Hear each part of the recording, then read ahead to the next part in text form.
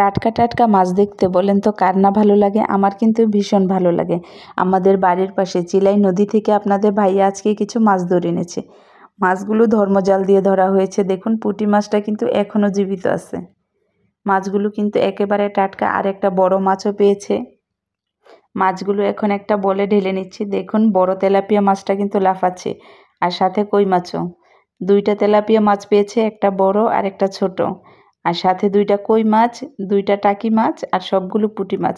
মাছগুলো দেখতে এখানে অল্প দেখা গেলেও কিন্তু আমার কাছে খুবই মূল্যবান, কারণ নিজের হাতে ধরা মাছ, তারপরও আবার নিজের এলাকার নদীর মাছ। এই মাছগুলো খেতে কিন্তু ভীষণ ভালো লাগে। আর তেলাপিয়া মাছটা দেখুন কতটা বড়, আমার কিন্তু দেখে ভীষণ ভালো লাগছে।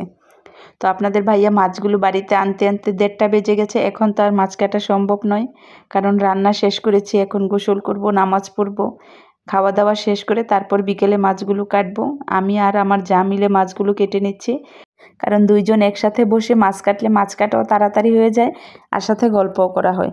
তো কথা বলতে বলতে সবগুলো মাছ কেটে নিলাম। এখন পরিষ্কার করে মাছগুলো ধুয়ে নিলাম। দেখুন মাছগুলো কতটা চকচক করছে, দেখে কিন্তু ভীষণ ভালো লাগছে। তো আজকের ভিডিওটা যদি ভালো লেগে থাকে প্লিজ চ্যানেলটিকে সাবস্ক্রাইব করে পাশে থাকবেন।